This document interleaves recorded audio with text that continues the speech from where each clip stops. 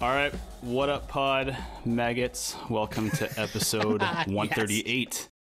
I say pod maggots because we're going to be talking about something pretty rad tonight. We're going to be talking about Slipknot, and we're here with the mighty Ryan Sinn to join us on this endeavor. So it's going to be awesome.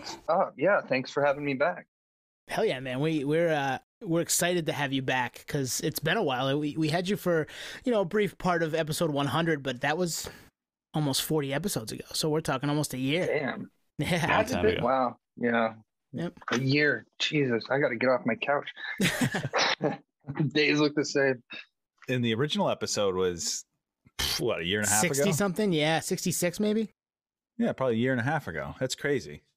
Oh, wow. Yeah, it feels like a few months. Well, here it's today. It's right now, and we're doing it again. Yeah, doing it again, and we're going to... We've done this before. We've ranked an artist's catalog, and we're gonna dive into the 7 studio albums that Slipknot has put out, including the most recent 7. So let me back up. How did we even think to invite Ryan on this episode? Like, there's a million topics we could have picked with you, but we landed on this. I think is your socials, right? You've posted about Slipknot pretty recently. Oh yeah, because they played up in Irvine a week, 2 weeks ago.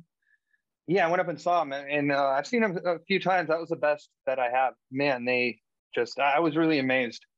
But yeah, I had to go up there to pick up their new album, and so it's fresh in my mind. And went out record shopping last weekend and picked up the Gray Chapter, which I did not have. So yeah, it's been, I guess, in my feed a little bit recently. Nothing wrong with that.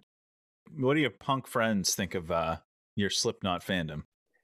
Honestly, I don't think. Well, now it's a little bit different, but I have never had any Slipknot friends to say. I think it was something that a lot of people just didn't understand. They wear masks and they're angry, and it's they rap sometimes. I don't know that there's a DJ, right? Yeah. And a keg and a baseball bat. Yeah. Yeah, and it's funny. It's one of those, I guess some people call them guilty pleasures or whatnot, because which seems to be what people will call what they're unfamiliar with or don't know much about. But there's a few songs I put on, some of their slower stuff, and people, oh, who is this? And I go, Slipknot. What? Is it Slipknot? Yeah. But yeah, I have no idea if they went and ventured on their own to learn more or, but... Yeah, I drove up to see him by myself, and it was amazing. I didn't have to talk to anybody. I could just focus on the band and enjoy the show. As I get older, and I think we've talked about this a little bit here, going to shows alone kind of rules. Oh, that's my MO, baby.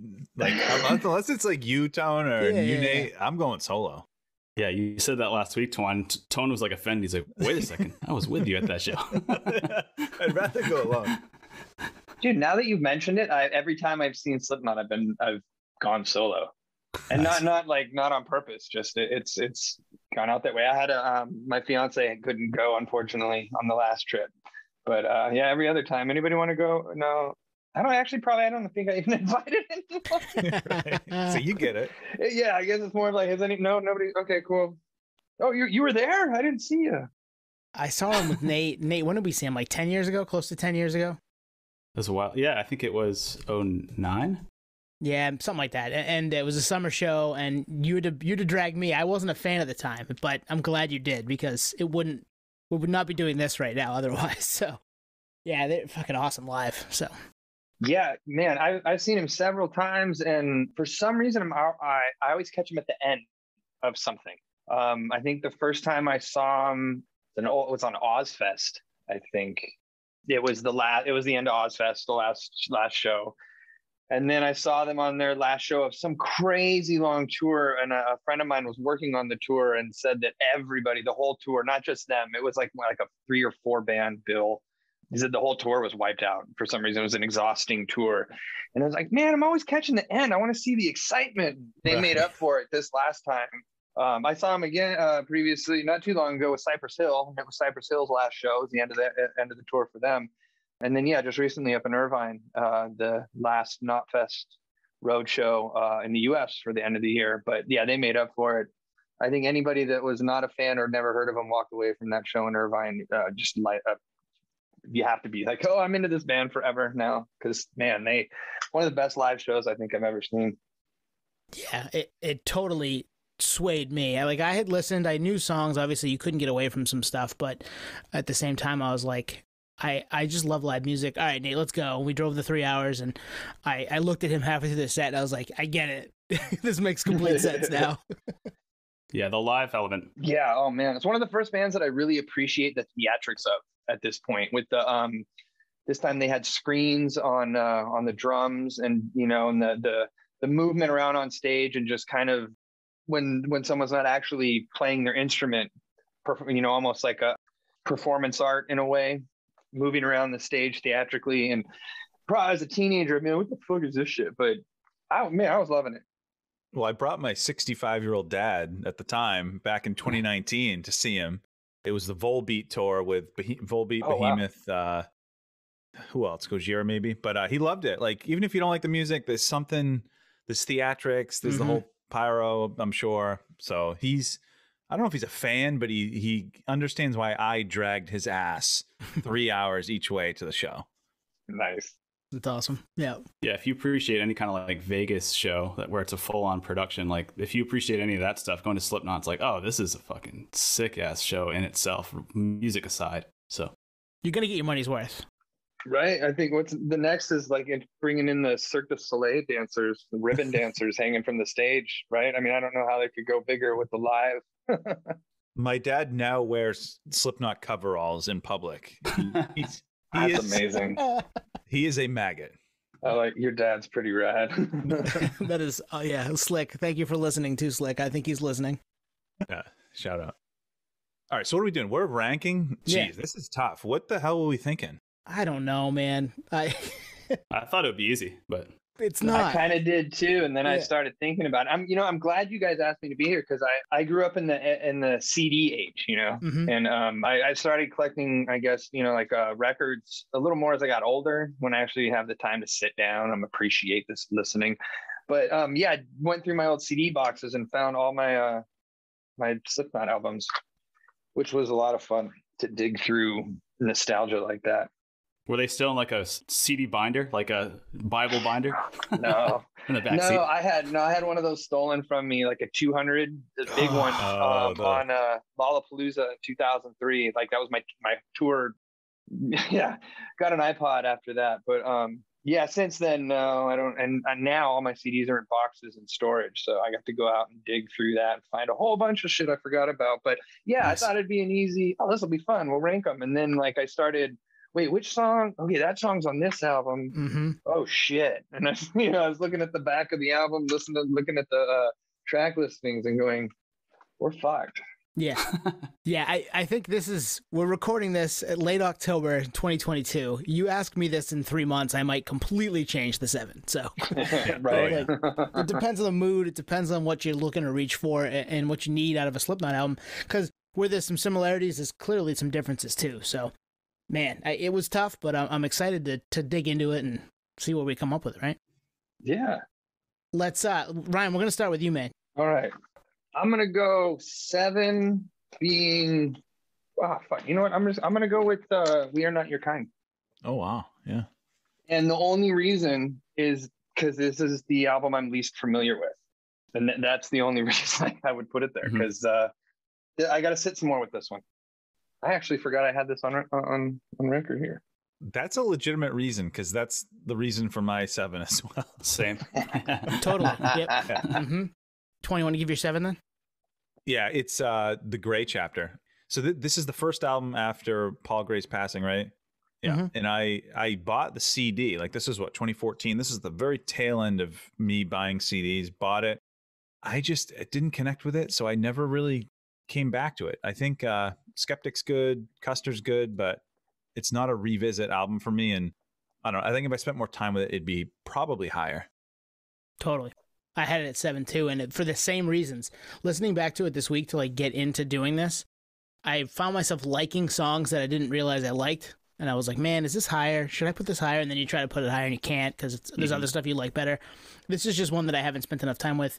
A, and B, I can get what I want out of them in another record that maybe I like a little more. So that's why I say this one's 7. But I mean, it's not a slouch. It's got some really good songs on it. True. Yeah, it's good to make the disclaimer that it's not like a knock on the record, right? Because like Slipknot is tight, like no matter what lineup changes, say all you want, like they're still good. They were good then, they're good now. Like similar to all of your assessments. For me, it's and so far, really given the fact that the album just dropped, so I've only listened to the record twice. And then little sidebar on that is like, what makes a good record other than the first impression, second impression is like memories associated with those songs. So it's like, I don't even have any memories attached to the new record yet because it's so new, Yep. So it's going to be a while for me to properly rank that. And like you said, Tone, maybe it'll be this time next year and all of a sudden it's in the top 5. So yeah, it's no longevity, right? It hasn't stood the test of time. Exactly. Yeah, I think that's a good way to sum that up. I do want to, and I have that at 6, the end so far. And I wanted to throw out, remember that story that came up? It might have been like a year ago, where Slipknot has put out or has a record like under their belt that sounds like Radiohead. Yeah. Oh yeah. Is Adderall not like the start of that record or the end of that record? Yeah. The music more so than the vocals. Yep. 100%. So I want to bring that up and not spend too much time on it, but like I would take that full record, a Slipknot album with that style, just to get something different. I like the chance they took. I kind of wish that song was like later in the record, but yeah, totally. Just thought that was kind of interesting. Yeah, I'm gonna loop back around to that when that one comes up in my ranking, because I feel very similar in that direction. Would you have at 6? 6, right. I have The Great Chapter. Mm-hmm. Yeah. And only because I didn't like it at first and I really wanted to. It was a special record for me. It was Jay Weinberg's first with the band. And I met Jay when he was a little kid and hung out with him and had a great time. And I was like, yeah, I don't want to say I hate kids, but I'm not a kid person. But I've always been like, oh, that kid's awesome. I had good memories of him. And it was like, when I heard he was playing with him, it's like, oh, yes, rad. When you're happy that something happened, something cool happens to an awesome kid. And so I picked, listen to it or whatnot. It was the reason for me that I didn't like it was so dark, dealing with the matter of, obviously with the loss of Paul and whatnot. But it was, it just put me in, man, you ever listen to like Too Much Neurosis? Mm-hmm. And man, you need a break sometimes. You need some happy, you need some, you need a rainbow in the sky after that rain. This just kept me down in a funk of my own loss for a while. But recently, when I saw them just a few weeks ago and listening on the way back, and I was noticing, oh, there's some, this album's got some bangers on it. And then got home, went out the next day or a few days later and picked up the record and listened to it really loud at home on my stereo and was like, this album fucking rocks. And it resonated with me on a different emotional level. So I actually got to more enjoy it instead of just reminisce of working through tragedies, and it's one that now I'm like, I think, I just posted it on the socials the other day. And it's like, it's in the rotation. Like you said, I think, you asked me to be part of this because I had posted a few Slipknot things, and one of them was the enjoyment of this record again. So nice. Like it's like you said, ask me in a few. It might be up to number 3 or 4. We don't know, but right now it's at 6 for me. That's on our end. That's a total nerd season there. We're like, hey man, we noticed you've been talking and posting about Slipknot, and we were thinking about doing an episode. So nerd sees nerd. That's the way of the world this is, man. Hey, you know what? I just I had that moment myself. Someone that I follow that I like, I guess learned from is Raw from Suicidal, because he was out with Korn. I like watching his videos. He's always, man, his energy is always so high or whatnot. But he had posted something about like a beverage, and I like comment, oh dude, you got to get this flavor. Oh no, man, you got to try this. And it's like, it was all through social media. I've never met the guy in person, but like I've enjoyed his content and it's weird. Yeah, I think, we're a little bit older, so we look at it as like this, what the fuck? But I mean, that's right. That's like that's ringing your friend on the phone, hey, what's up, man? Hey, we're going to 3-way call fucking Stephanie. Don't let her know I'm on the line, Yeah. That's all me. So that's the way I look at it anyway. It makes me okay with it. Otherwise, my anxiety would be through the roof and I'd be living in a cabin. Going nowhere. Well, just make sure you have internet, because we might want to talk to you every now and then. Through 6 VPNs. Fair enough. They'll never find you. All right, I gave my 6. Ryan gave it 6. What'd you guys have? Twan. I had The End So Far. I think it's just so new. I think it's a good record. I thought of a term for that album. It's stadium Slipknot, like more than they've ever been. Like if you listen to the layered vocals on like Medicine for the Dead, and the Dying Song, it's like, there's a little like 80s hair metal in the layered chorey vocals. And I liked it. It's just different. But I think just due to the newness and I don't know. I also don't like how there have been comments made by the band members that allude to the fact that it was rushed or totally. Yeah. So it's like, well, is this an incomplete record? So now I'm listening through it with like through that lens or through those ears, and it's just a little different. But I don't know. Give it time. It could crack top 5. I'll tell you from the perspective of a band in the studio and working towards getting it done. They're all rushed. I know, and that's why we have you, right? Like, because we don't know. We have no fucking clue. We're just like, well, there's just, I can only imagine with 9 people in the band, and then you have your producer, engineer, you have the assistants, you have your techs. Good God, that's running a carnival. Yeah. You know, that's a circus right there. I mean, you know, I'm in a band, we got 4, and, you know, we have our own troubles sometimes organizing and get together. Hell, fucking there's the hard H2O. It's hard to organize, man. It's hard. It is. And I could imagine with that many people, there has to be a time where you're ready to it's never going to be finished, but you got to say, okay, it's done enough. Right. You know what I mean? It's done for the rest of the world. It'll never be finished in my head, but it's done. And with 9 people, I don't think you would ever have everybody sign off that, yeah, I'm happy and content now. That's going to be so hard. You're right. I mean, it's hard enough with 3, 4, 5 people. And then you toss in the fact that you've got 9, and then you've got people around them too. Oh, you got the tortilla man in there too. Don't forget him. Tortilla man. Man, I'm waiting for the next one. I want the next secret, not replacement, but like the next edition of like a secret character that just, dude, he could just wear the people equal shit mask and just be the maggot.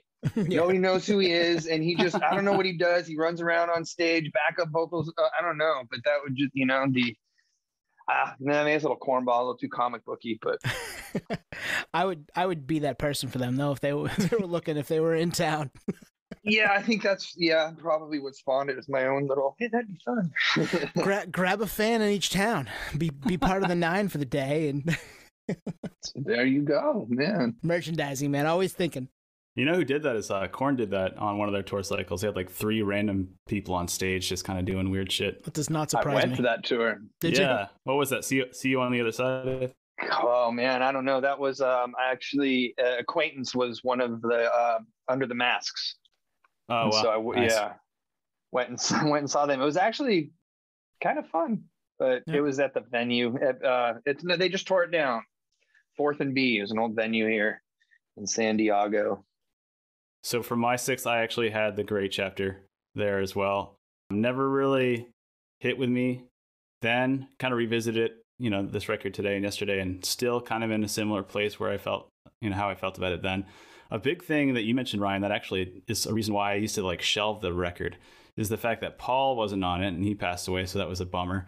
And also Joey Jordison, who was like literally like my favorite drummer of all time for the longest time. So like Jay coming in, as much as I was like stoked for him, I was like, man, like we're down 2 members. Like, you know, you can't help but feel like, is this band starting to fall apart, for lack of better words? You know, lyrical content aside, it just seemed like, okay, this is like Kiss removed 2 members. Like, what is it now? But Slipknot's such a big, you know, team that it really is somewhat original for the most part, if you consider that they've been around since like 98. So 94? Yeah, or way earlier than 94, 95. Yeah, I know they had to have done some touring, and there's old videos of them. What was the name of that album? It was 4 words. Mate, Feed, Kill, Repeat. Thank you. Yeah, thank you. Yeah, so I mean, they had to pay their, you know, as they say, paid their dues at that time. But yeah, I mean, like you said, different members going, what's going to happen? They have definitely kept a sense of originality through all of it. Mm-hmm. Totally. All right, 5. What do you get for 5? 5. I'm gonna go Iowa. Ooh, controversial. We got our first hot take here. Dude, it's It's the strongest opening to an album, a sophomore album of all fucking time. I mean, it's the second album, and first words, here we go again, motherfucker. Yep. I love that. However, so I got the first Slipknot album. I mentioned that earlier. I'll go into it more when it comes up. But the copy that I got, the first Slipknot introduction, I had no clue what they'd look like. And I didn't know what they looked like for a very long time. When Iowa came out was kind of my introduction to a bigger picture of the band.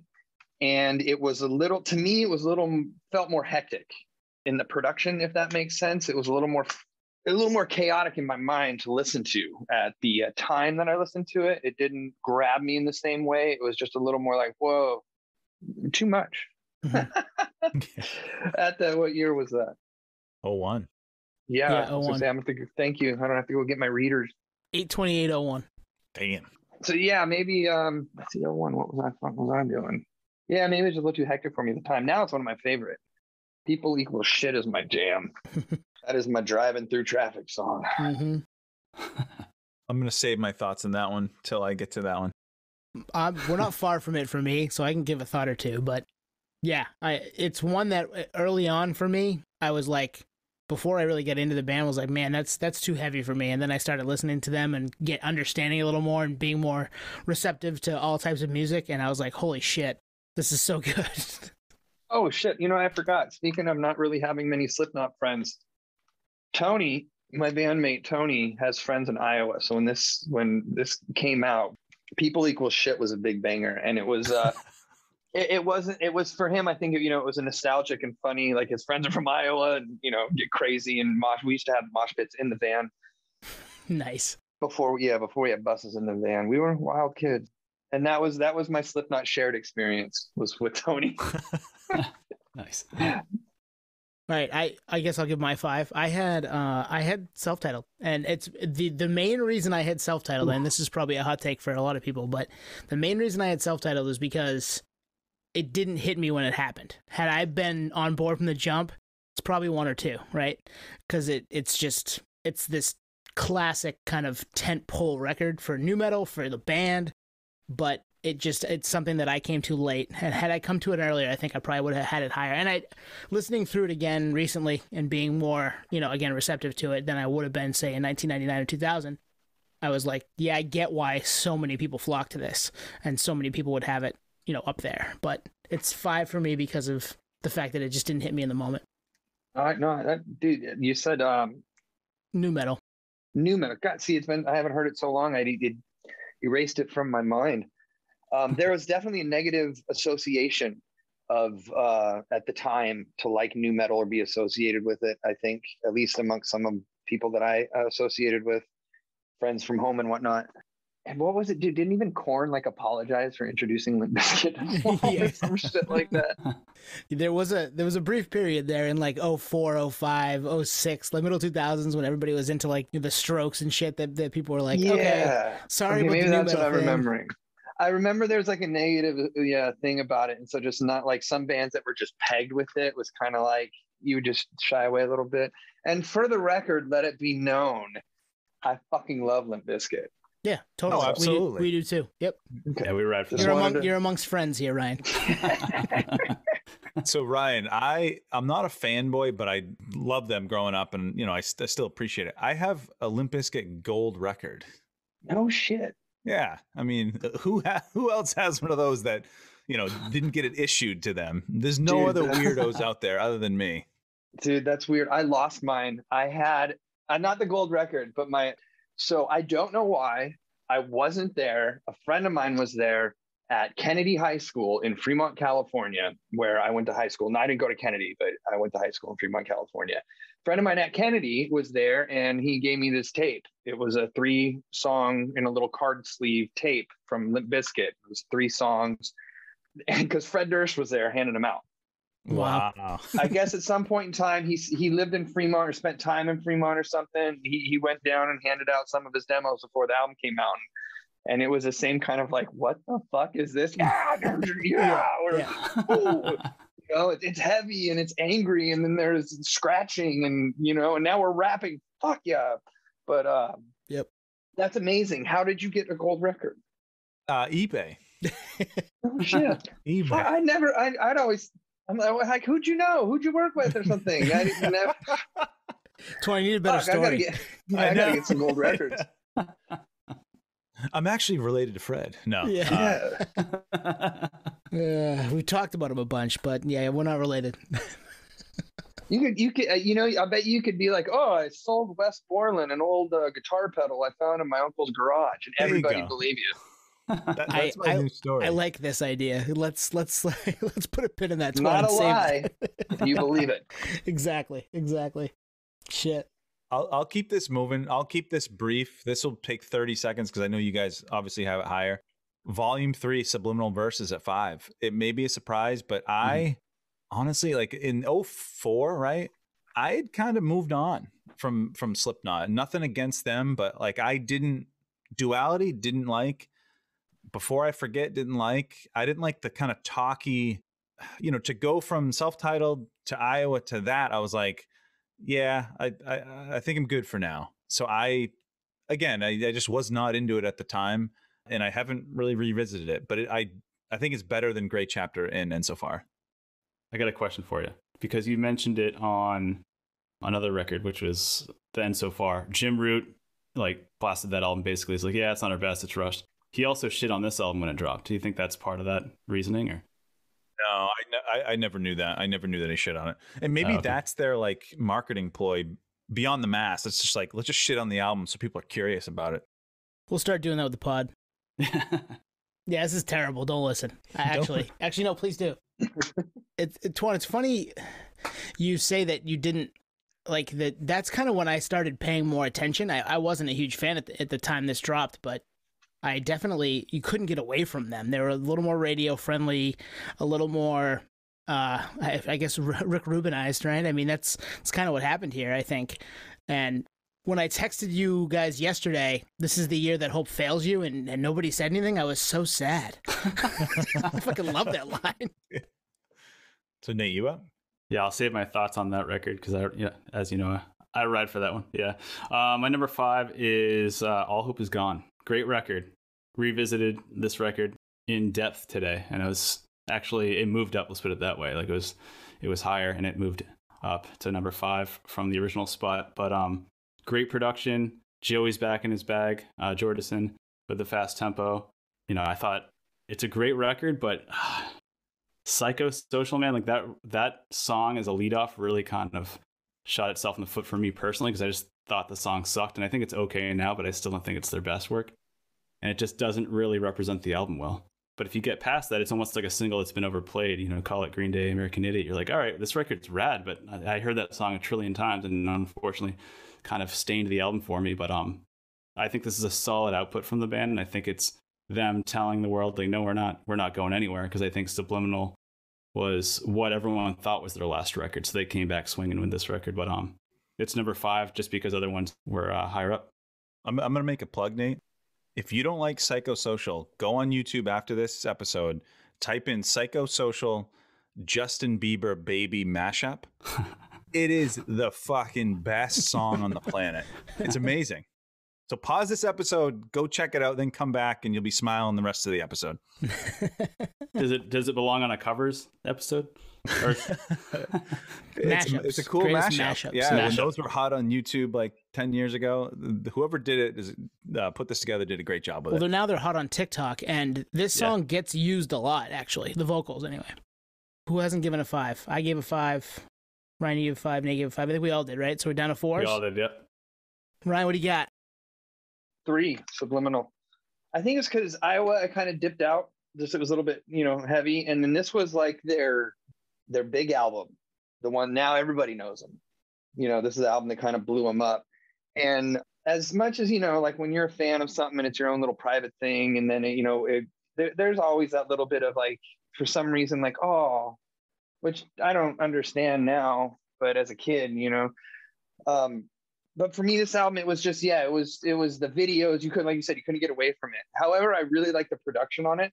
And so, I listened to it a lot like that, appreciative of that. And it's a great record, but it just, for me, it was, at the time, it was just a little too much. And it didn't have that the whole thing I think is sick. The whole thing, just craziness that, you know, that it brought me on that first record. So it didn't connect with it as much. But yeah, now it's, you know, now in the iPod world and the streaming world, it's easy to pick my songs that I really like off of it. Totally. And I don't have it on vinyl or, you know, on the record yet. So and that's how I listen to most of my music. And so yeah, give me a few months and a good day at the record store, and that might be back at number one. Who knows? Two things about that record. You're right, it did kind of put them out there, and like more people knew who they were. And getting it on vinyl, I got the record store day version of it. What year was that? It was like 6 or 7 years ago, and I think I spent like $35 on it. It's worth like $350. I'm like afraid to open it. Yeah, like, don't open that shit. I'm like, I love that I have it because it's you know, it's a record that I ride for. I love, but I'm like, holy shit, do I ever actually play this? I want to play this, but I can't bring myself to open it. That's great, because I have a 2 copies of an album right here for that same reason. I had at 4. We're at 4, right? Yep.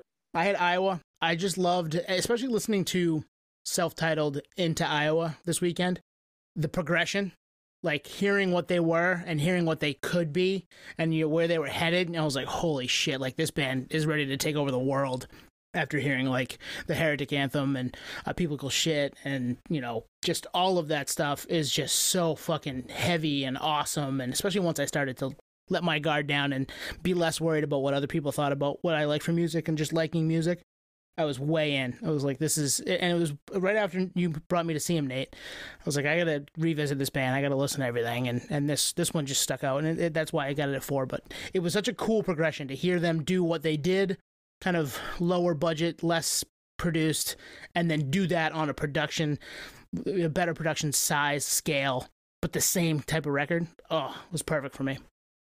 I love that you checked it out after you saw them live too, because you had this like thing that clicked where you're like, oh, now I get why I should revisit this record after seeing them live, because there's just so much going on. You're like, God damn, and now I can actually I have a visual on what's actually happening on this record, which totally. Is cool. Yep. No comment. Cut it higher. I had We Are Not Your Kind. I thought I love this album. Phenomenal bounce back from Gray Chapter, which I had at the end. I love just the vibe and aesthetic. I love the name. Like, that's a total Slipknot name. I think, Tone, we talked about this a couple weeks ago. Solway Firth, killer closer. Like, so one of the best closers in their catalog. Birth of the Cruel. So fucking good. Unique song that it's so raw. Like, if you listen back to that song, it's one of the, this is a bold statement, it's one of the rawest Slipknot songs. And I saw them tour off this, which helps. So I'm going to go 4 with We Are Not Your Kind. And actually, I bought a koozie at that show. So I love showing up to like barbecues with Slipknot We Are Not Your Kind koozie. People think I'm a fucking weirdo. No, I not at our barbecue. Not at the Podioslave barbecue. Yeah, I will wear my People Equal Shit face mask beanie in public. I have no qualms with that if it's cold out. Well, Ryan, we're going to need you to take a selfie with that on so we can use it for the episode card. Absolutely. That'd be so good. I mean, we knew you were a fan, but we didn't know you were like People Equal Shit beanie fan. Dude, I've been a long time. And I have I don't know, man. It's weird for me. I don't get the shit. I was just talking and I keep forgetting this fucking word. Starstruck. I don't get that. I don't know the right word, because I don't feel like a fan. I feel just more of like an appreciation for the work that they present. Yep. Like I drove up to Irvine. I have backstage passes, and I watched the show, and I left to beat traffic home when they were walking off stage, and it's I got what I needed, man. I saw what I needed to see. I got to see the music. I didn't have to talk to anybody, and I could just, a perfect view. And it was a great show. And I'm losing my train of thought. No, but that's awesome. We man. get it. I mean, we get all of that. Yeah, but I've been in appreciation from. I'll tell you why when we get to my number 1 record and all that. But yeah, I've been with the Knot since day 9. There's a little teaser for you. All right, Nate, what'd you have it for? So my 4 moved up. I was actually lower, but it is Subliminal Versus. It's a great record. Always rode for it from day one.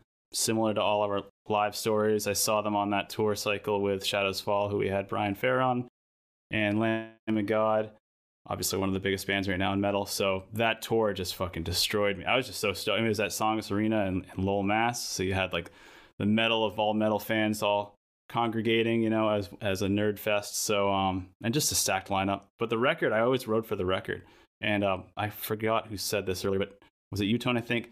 I thought when I listened to this record, this is their stadium record, like just the way the song progressions and the breakdowns and this, in a lot of ways, simplicity, a lot of the songs. I'm like, this is like their Metallica Black Album, you know, digestible, still technical, but you know, you can play this on the radio, but you can also rock a fucking stadium or European festival. Love everything about it. Even the singles. I really like the music videos.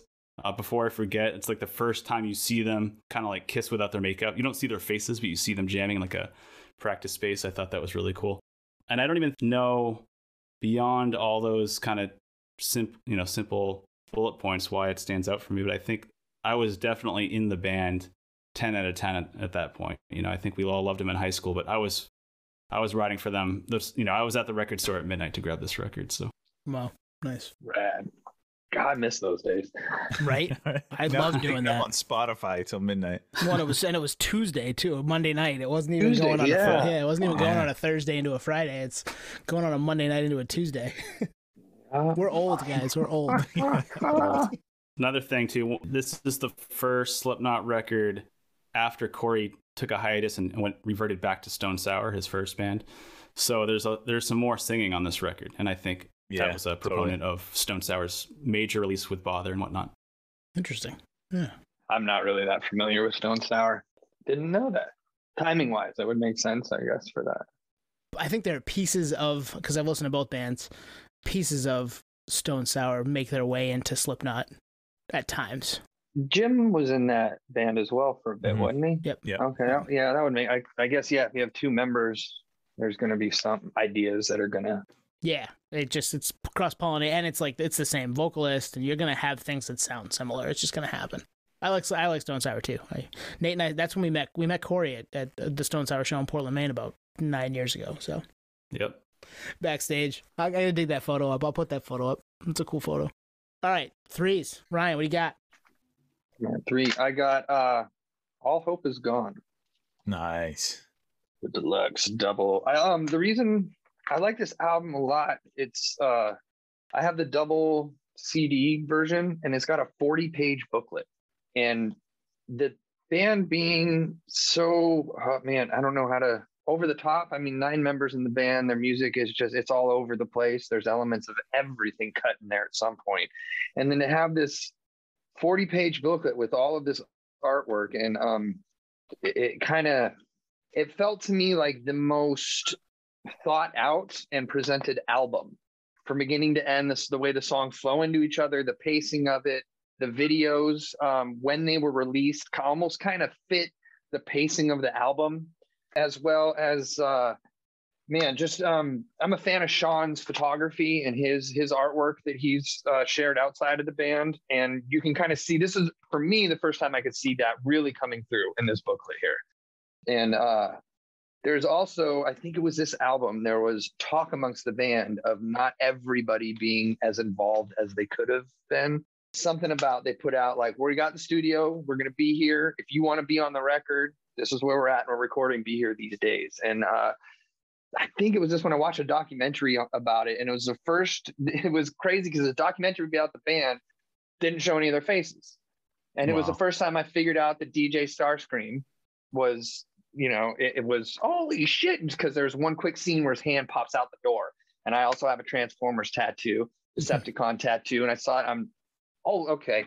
But mainly for me at the time, I remember driving a Mini Cooper and listening to this album fucking nonstop, driving. I don't know where I was going. That's a visual right there, Ryan. I'm not gonna lie. Yeah, I blew the speakers in it too. So fuck yeah. Imagine, Mini Cooper, me in a Mini Cooper. This one had long black hair, no beard too. So yeah, probably a sight to be seen.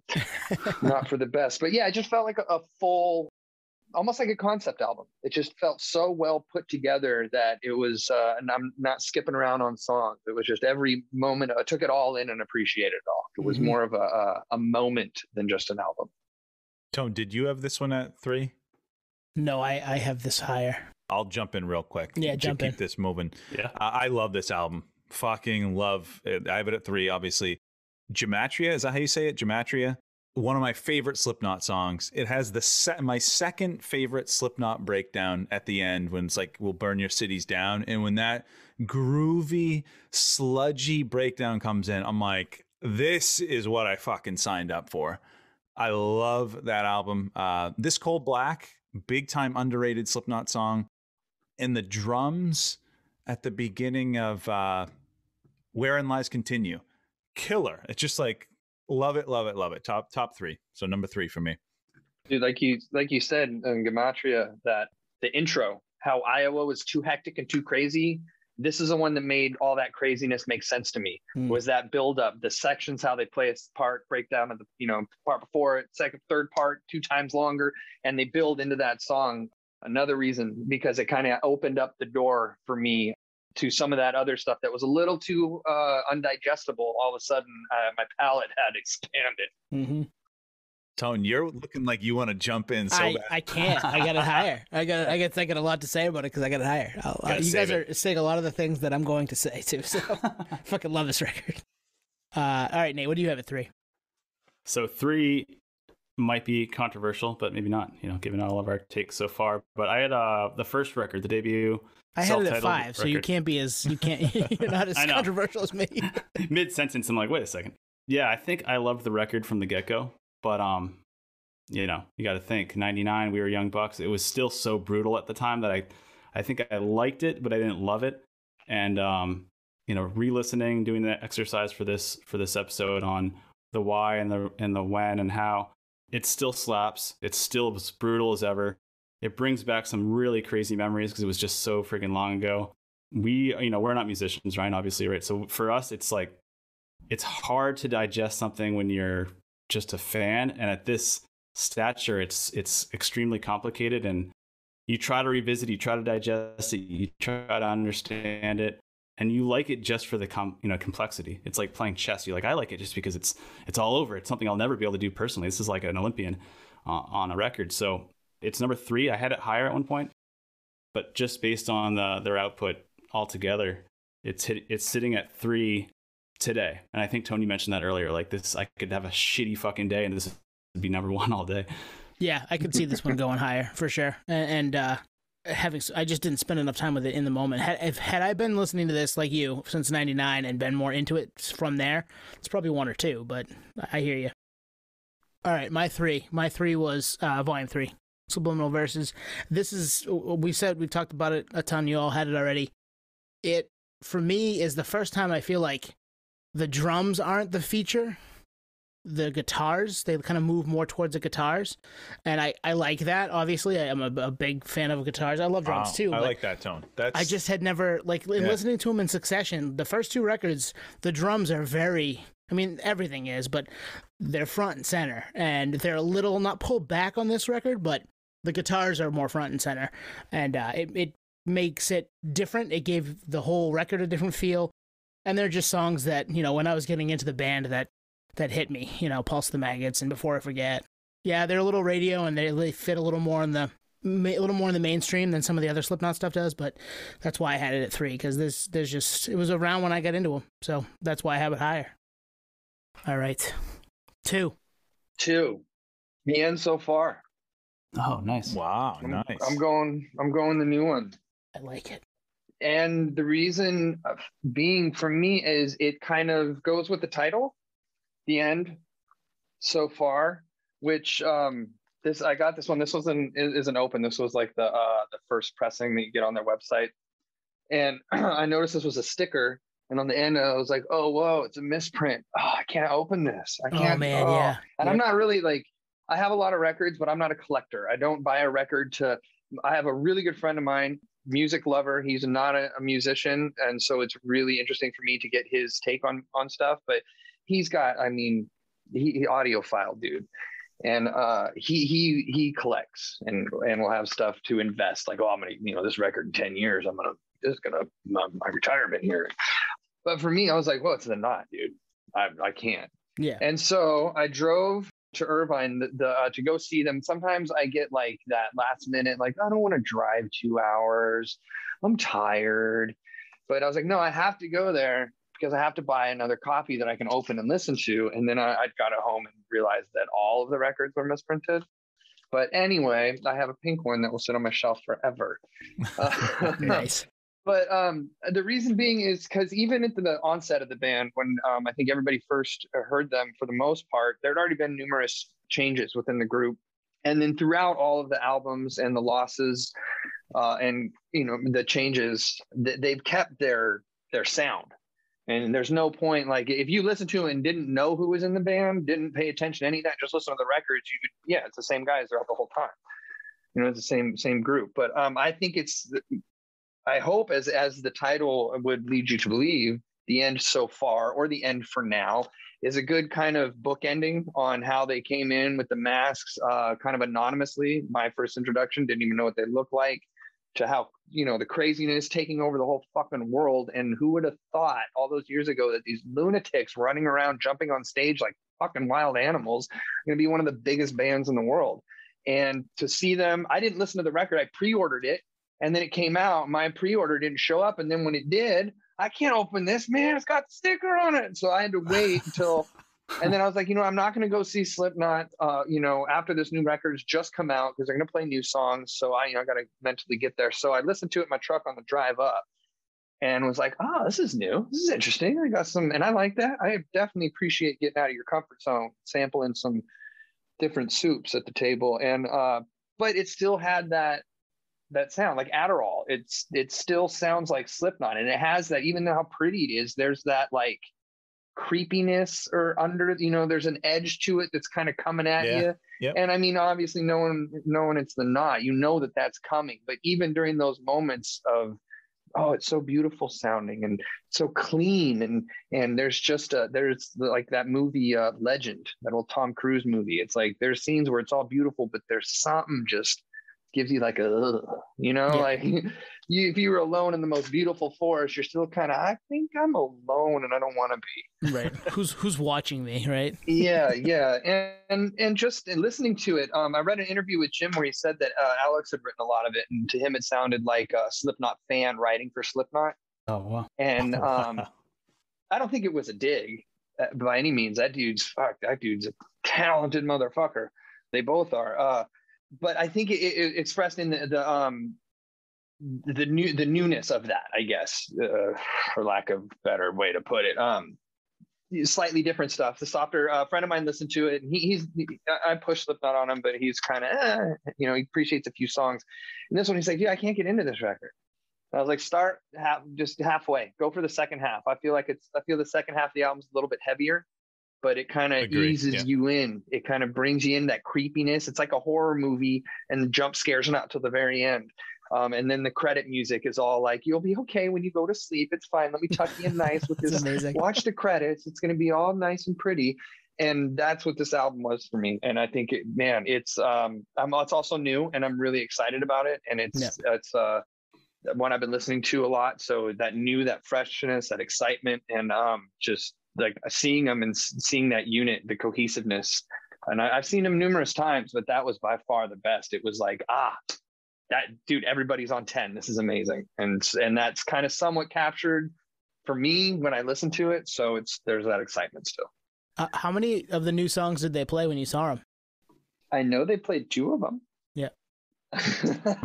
But yeah, they probably didn't play a ton, right? I mean, you're going to play old stuff too, but I'm just thinking, like, I know when I go to see a band live, that's when the stuff that I heard, I want to go find on record and then listen to it. So if you got to see it, they were on 10, they were awesome, those songs will resonate with you more.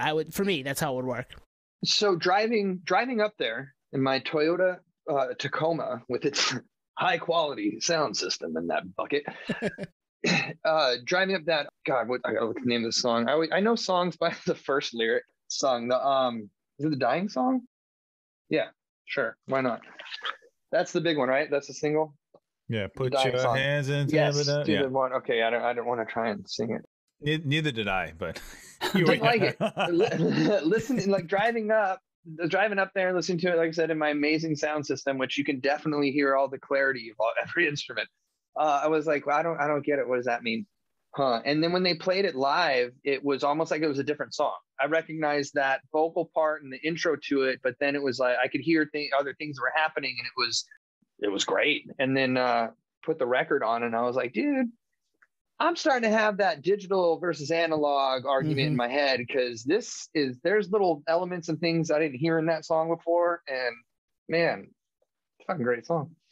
I love when that happens, though. We always talk about like listening to it in the car is one thing, listening to it in a really good pair of headphones is another thing, listening to it on record is another thing. So there's so many different ways to listen to your favorite record, and you should do it in all of those ways.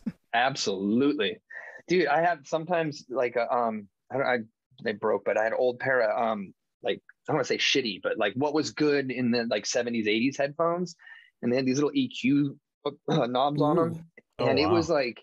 So you could kind of get bypass a little of that old harshness of tape, the kind of sounds and whatnot. But it was, man, listen to some of those old records on that. Was like it was fun as in its own. It sounds like shit, but goddamn, the nostalgia is so worth it. And like getting the big record books out and all that shit. That, like I said, go listen to it in every format if it's one of your favorites, because you'll find new shit every time. Yep. We might have like rated the records differently depending on if we had just listened to all these on vinyl. That's true. Yeah. Or like the best pair of Bose noise canceling, that type of shit. Yep. Yeah. Do you know it's weird? I have Iowa on vinyl and I haven't listened to it yet, but I always listen to that album in my truck. That's like my favorite place to listen to that record. But now hearing what's on, like how the new one sounds on my home stereo versus in my truck, it's I don't want to listen to that record in my truck. Mm-hmm. It's a crazy world out there. And it's funny, like that's a record that came out 21, almost 22 years ago. Fuck. And we're like, there's different ways to dissect it today than there was when they put it out. No shit. Yeah. And stuff from the 70s, same idea. Like they had all these tools and tricks at their disposal in the studio that, you know, our shitty headphones, because we were, you know, middle class suburban white kids could never fucking appreciate. Now it's a little more easy to get that technology. It's a different record. It's totally worth checking out in a bunch of different formats. That was a tangent, right, guys? Oh, it's great. It's fucking killer. Good one. What do you have to, Tone? What did I have it to? My second record too was I had We Are Not Your Kind. I listened to that non-stop when it came out in the summer of 2019, and then into early days of the pandemic. It was just something that I always gravitated back to. Love the first song, the single. Unsainted, really, really loved Birth of the Cruel. Like you said, Twine, one of the most raw Slipknot songs there is. It like lives in two different worlds. It's got this kind of quiet build and then fucking hits you over the head when Corey gets into it, and it's I just love that song. Nero Forte is fucking awesome.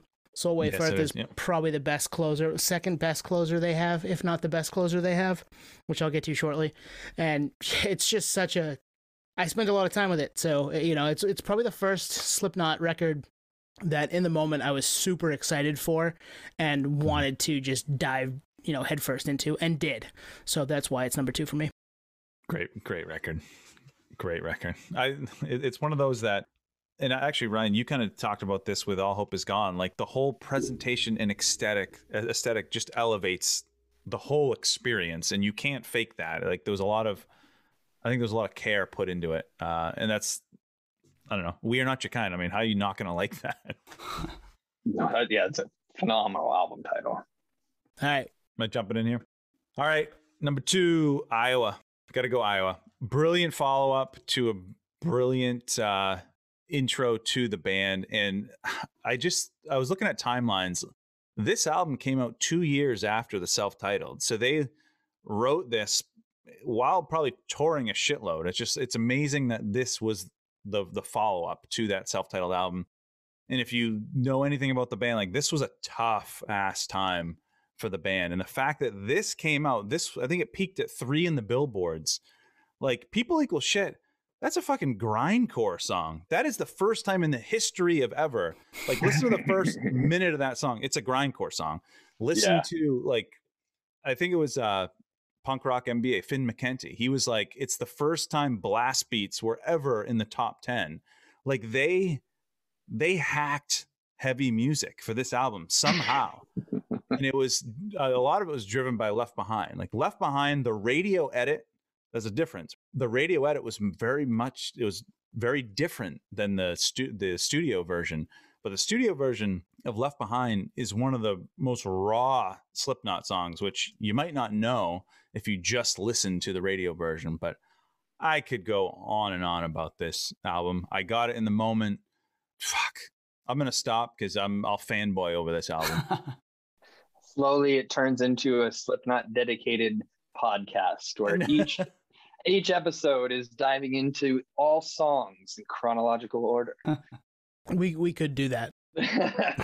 we could do that. I don't know how good it would sound every week, but we could do it. Like they convinced nu metal kids that they like death metal and grindcore. Yeah, it's true. It's amazing. I am one of those nu metal kids that they convinced. It took them longer to convince me, but they convinced me too. They also convinced a lot of, like, on the opposite end, a lot of, introduced harmonies. And, right, exactly. An appreciation for so true. Not like Van Halen, but like Van Halen's teachers. Mm-hmm. Like, an appreciation for all those kids. I don't know. I grew up in high school. There was kids that didn't go to school because they were at home practicing guitar. I ended up being one of them. But they're like a lot of punk bands. When I was growing up, grab a guitar and just start making some noise, and that's it. And then there was the kids that like would come out every once in a while with this shiny guitar, and you'd be, jaws would drop. And I think that brought I'm stopping a tangent. No, we love this shit, man. You're right. It introduced some of the people on that other side that, hey, the melody stuff is also kind of cool to have in these songs. Like, don't shy away from that. It fits. It just fits differently. That's, in my experience, people that are always like, who's this? What are you listening to? It's the pretty stuff. If it's, the people equal shit's happening and it's like, oh, what is this? No, of course it is. To the uninitiated, but right. Yeah, true. Well, because you had Corey and Jim coming from Stone Sour. Then you had Mick and Joey and I think at least someone else coming from death metal bands. So like this is what you get when you put those in a blender, and it just worked. Yep. It's crazy that it worked. It shouldn't have. No. But it absolutely worked. I know. On top of all that, they convinced an industry to back them out of nowhere. Right? They did a lot of that by, hitting the touring scene like crazy and blowing people off the fucking stage too. I think that helped. Yeah. Nate, what'd you have? Yeah, man. So number 2, I had We Are Not Your Kind. And funny enough, you guys got me into this record because I was kind of in Twan's headspace with subliminal verses where I had kind of not written the band off, but I was so burned on the Great Chapter. And so for this record, I was like, I'll get around to it, at some point. And I finally gave it the time of day, and clearly I like it. It's number 2, I also see this as like a rebirth of the band, Jay really came into his own on this record. And I think a real salute to Joey Jordison, because I don't think he wanted to replace Joey, but definitely pay dues to that kind of style, because he goes all out on this record. Like you mentioned earlier, Tone, Unsainted, that song, the dichotomy of that song with like the chorus and the full-on choir singing, immediately I'm like, that's fucking ballsy. But also now I want to hear a choir do a cover record of Slipknot, because it's just such this weird departure risk that only someone like Slipknot could pull off, and really catapults them into a stadium band with that record and that sound too, because you could only pull it off in a stadium with like the whole echoing through the amphitheater or Roman outdoor Stonehenge type venue. So I love this record, love that song. Question though, is All Out Life, does that count to be on this record? Because it wasn't officially, right? No, and I think that's like an old song that was kind of released at the same time, because they played that live when I saw them in 2019. Okay. Yeah, I only asked because the packaging for that song was kind of in line with this record release, so it's almost like a teaser. Yeah, it was in that cycle. Yeah, great. I mean, you're not gonna get any argument from me. I headed it too as well. All right, we got ones. The grand finale. Oh shit. So Twan, what do you got? I'm gonna go with one that started it all, self-titled. I was like, people forget this album came out in 1999. Like Slipknot, I think a lot of people associate with like, you know, younger fans now. It's like almost in the way like people associate Harry Potter with 10-year-olds. No. This came out in the late 90s. Like I was 13 and I just remember the first song I heard was Spit It Out. I downloaded it. It must have been from Napster because I remember listening to it on our family computer's computer on the Winamp program. I don't know if you remember a Winamp. Oh yeah. But it just changed the game. It was super raw. And like I had heard heavy music. Like I was into the Korns and Limp Bizkits. We've talked about listening to heavy music on Beavis and Butthead. But like this, I felt like was mine. You know what I mean? Like some kids in the 50s or 60s, they had Beatlemania. Like this was our fucking Beatlemania. Like this was ours. This was, and there was the mystique was still there. And man, when the drums kick in with Sick, you're like, it's on. And I listening to that album leading up to this episode, I'm like, the blood is still flowing from that. Mm-hmm. And the last thing I'll say, well, actually two things. Corey's performance is the most raw vocals I think ever, one. And then two, the best breakdown in the Slipknot catalog is Eyeless. Best one. It has that groovy classic Slipknot that just, man, I'm in. I'm still in 23 years later. But yeah, they took the fucking world by storm, and it was a level up from anything heavy that I had heard, and it just felt like a secret club that I was in. And realistically, it was probably 2000 is when I got maybe late 99. I remember that computer. I think that where you had your computer at your house growing up. Yeah. And I can just imagine you shut the door, but you're like listening to Spit It Out, and you're very like, secretly. What is very happening? Secretly. What is happening over there? Since you never gave a damn in the first place. Maybe it's time you had the tables turn. It's so good. I love it. But that's what happens. You, especially with us music nerds, you find this thing and you latch onto it early on, and it this love affair starts. So that makes sense to me. Yeah, and then other people find out about it, and then you're like, damn it, why are you cheating on me with all these other people? And your little love affair is over, and then you call them sellouts and you get mad, and then they get famous all over the world and everybody knows them and loves them, and then you're like, yeah, I remember them when they first started, man. Try and suck off some of that cool. Having a love affair in front of a crowd, a stadium crowd. How could you? That's so true. It's so true, Ryan. That's so fucking true. All right, I'll give you my two real quick, because I know I will save Ryan for last. I had All Hope Is Gone at 2, or 1, excuse me, and it's my favorite Slipknot record for the reasons that you guys have all said, especially something that you said, Ryan. It felt like a full record. Like there wasn't bits and pieces of it here and there that I could pull and wanted to, yank a song for a playlist or 2 songs for a playlist and then come back to something else. No, I put this record on to listen to it in its entirety. And you're right. The breakdown in Gematria is so fucking good. Snuff is probably my favorite Slipknot song that isn't heavy.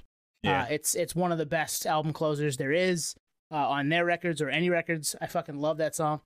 It's just front to back. It just doesn't miss for me. And it does feel like a full, cohesive album. And it's kind of funny if what they were doing was like, hey, we're recording here and show up here and there if you can. It didn't feel that way when the record came out. The way that it sounds to you, it's kind of crazy. Yeah, I would never have thought on any of their records of the involvement, because they all, I mean, I feel sorry sometimes for their mixing engineer. No shit, right? I love that they just have a save the date for their album recording sessions. It's like, show up if you want. Like, do they have to RSVP? Like, it's probably just like, hey, this part of the year is what we're doing. You can't put anything else there. I know there's 9 of us. We don't pick this time, it doesn't fucking happen. So we got to do it. Yeah.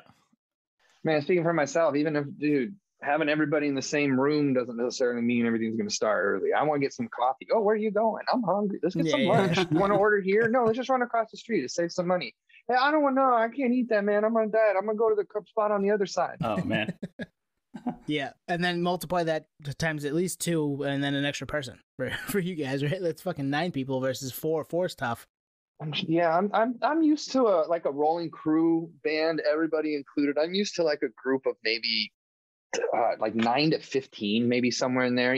6 to 15, depending on tour and the bands that I've been with. But then that's just the fucking band, Yeah, right. And then it's I couldn't imagine that organization was just, dude, oh my God, that would be like, yeah, just let me know where to be. That would be the best situation for me. It's just like, yeah, let me know when to be there. Yep. And yeah. October 1 to October 21, you're here. Deal with it. Yeah. deal with it. That's the easiest scheduling ever. Have your coffee in hand. Yeah. Bring whatever organic bullshit coffee you want to bring. Oh, that's right. Fresh pods. I love it. Yeah. All right. Nate, what'd you have at 1? Excuse me. Number 1, I had Iowa. Went into it pretty deep, all of us so far, but it is my number 1. Tone, you mentioned Joey's drums being so up front. I think that it's why it's my number 1, because I just thought his drumming was just so outstanding. So this is really like a Joey tribute record. It's just front and center. It's in your speakers. It's in your headphones, just blaring you out. But so technical, but still so in a weird fucking way digestible. Like maybe because it's front and center, like it's highlighted and you just kind of pay attention more. Brutal ass fucking record. There's little things that I noticed listening today, even like everything ends like at 54 seconds. Corey like goes side mic and goes fuck, and it's like part of the lyric, but he's actually saying it because he just like said a whole verse in one breath, and he needs to like almost recollect himself. But it's part of the song too, so I thought that was really cool. It's like an artistic like studio outtake that fits the rhythm of the song at the same time. So I caught that today. I'm like, this record, they really were fucking just going all out. Like you could tell he's out of breath when he's tracking. Dude, you had just reminded me something. I'll never give up my sources, but I was privy to actually hear the unedited vocals, Corey's vocals from that album. Wow. Just isolated by himself. And that moment, like that you're talking about, the little like, oh, fuck, there's a lot of that in there that was tucked in for the effect of adding that emotional tension.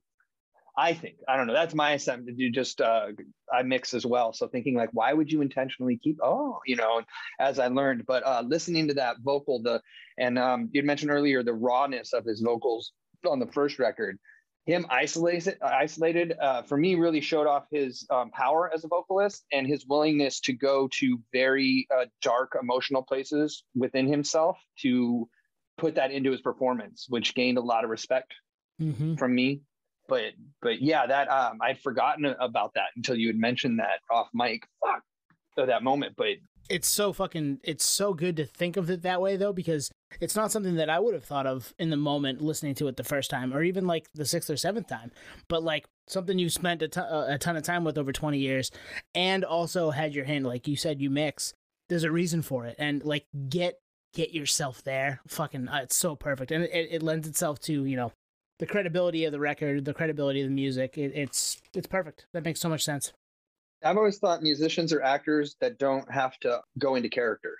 Kind of. I mean, I can only speak for my own personal spaces, but I've worked out a lot of negative stuff within me on stage, and sometimes I'm in my own little world. I don't even know what's going on, and it's pure emotion and scary and all of that. But yeah, just to be able to in that moment to hear that and be like, whoa, man, these fuckers really mean it. I like that. I love it. All right, I'm in.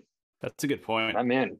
This was still the era when they were all like known to throw up in their masks, especially Corey, and still just finish the show. Like, and they wouldn't who do we hear that from? I think it was on the Tattoo of the Ear stuff. Like they didn't wash the coveralls. They didn't wash their masks. It was just on to the next show. Like this was the whole cycle. Yeah. For the whole special era cycle. For that band. Yeah. There was that like a DVD that came with the album, or there was like a little backstage footage, something that I saw of them like getting ready to go on stage, and they were all like shoving each other around and getting mad because you gotta go on. You're in Slipknot, you can't be nice going out on that stage. Back then, I guess, I don't know, but yeah. But then they're throwing up in their mask and then like shaking it out and putting it on, going out on stage. So gross, but also I understand. Yeah, I mean, fuck, I'd be mad at that point. I could, fuck, hung out with Mickey Mouse all day and then gone to a show and someone put puke on my head. Yeah, yeah, change the world. Fighting the first fucker that gets up there. Take us home, Ryan. I want to hear. There's a lot of hype. All Let's right. go. He's been batting. Okay. He's been batting leadoff all night. He's batting cleanup right now. Let's go. There we go. Okay, so the year was no. I used to rehearse. My band at the time rehearsed at this place in Oakland, and demos would get slid under the doors of the rehearsal studios and things like that. And this showed up one day, and I took it after practice and put it in my car and was like, "What the fuck?" And loved it right from the fucking get-go. And I say, that's why I say I've been there since day one. I know there was an album before this, but this is the promo. It says release date June 29th, 1999. Advanced CD for promotional use only. Note, not all mixes are final. And if you notice, there are no pictures. You guys can see this. I don't remember. You guys, this is just audio, huh? Just audio. Yeah. Ryan's holding up an advanced copy of the album. Yeah, there's no front. Just a little card on the back of it, just a CD and a card, and there's no photos of the band. And that was my first introduction. Put it in and was like, fuck yeah. And then the other memory I have of this is picking up a friend of mine. We're driving to go skate up at the Ohlone Mission in Fremont, California. And he said it was it's like when you drink too much fucking Slurpee, but like the audio version. And that always stuck with me because that is definitely a good description of the first listen of this album.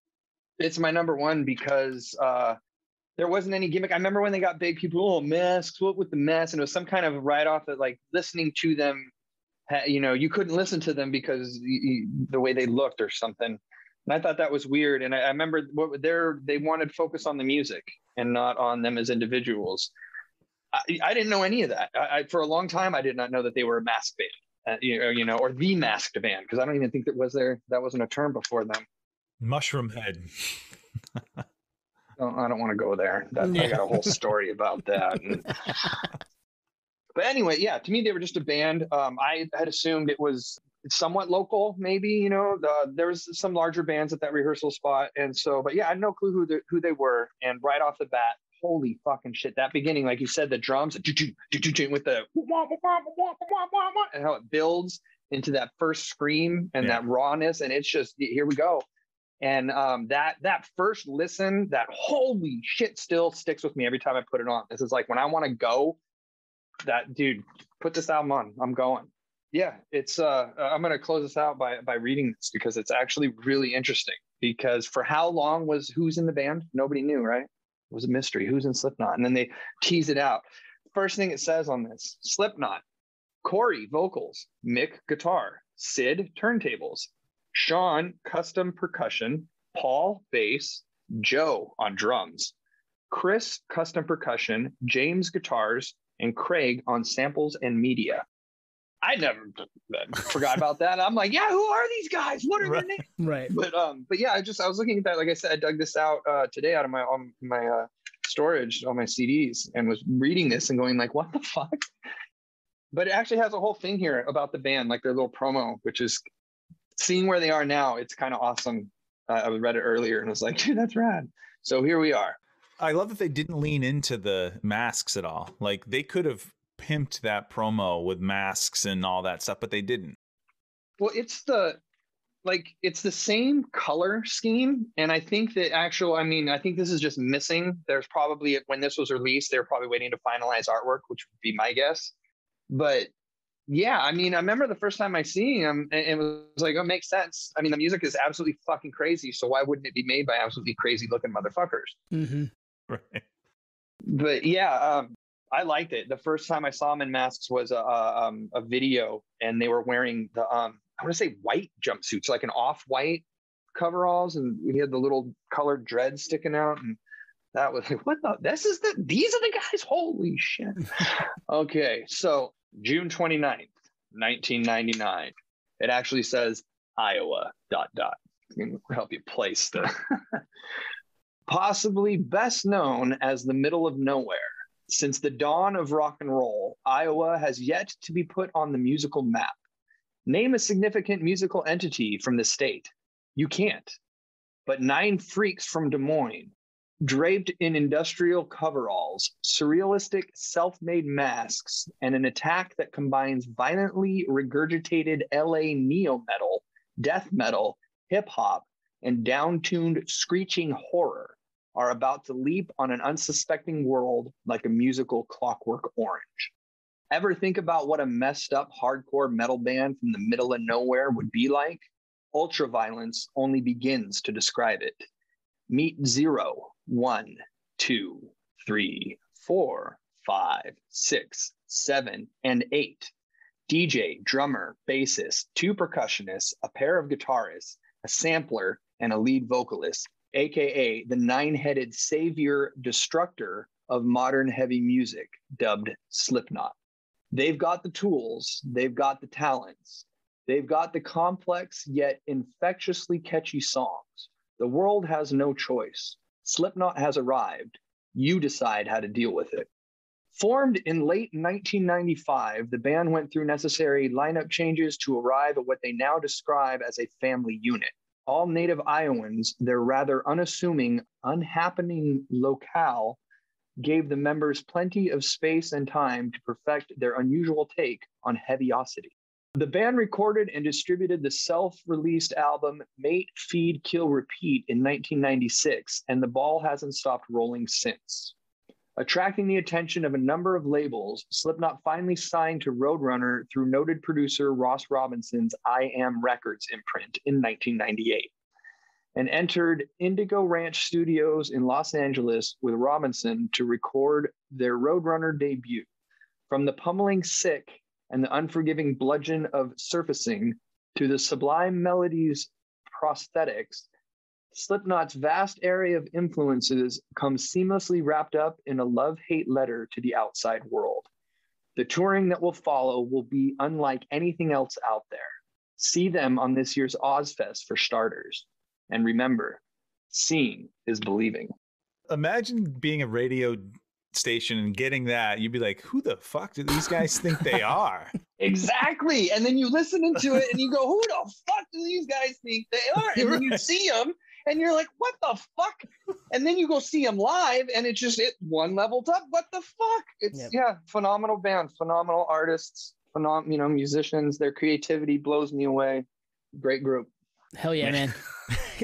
I think that's a great spot to stop. Yeah, that's the mic drop. That is the mic drop. Big time. So, Ryan, thank you for joining us, man. Do you have anything you want to get out there?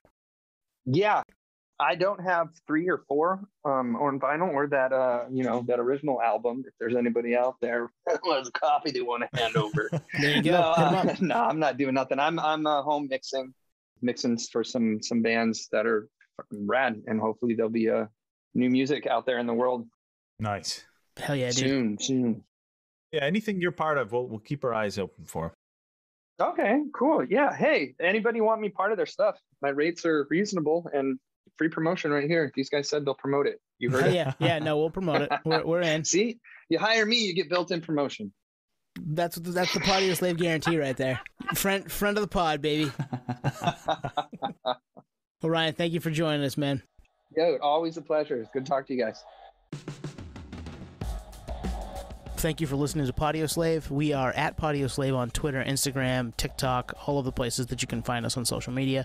Facebook, Podioslave Podcast. YouTube, Podioslave Podcast there. Email us at podioslavepodcast@gmail.com. And hey, if you want to become a supporter, click on the link at the bottom of the episode and give us $1, give us $5. It keeps the lights on, keeps us going. We really appreciate that stuff. Thank you.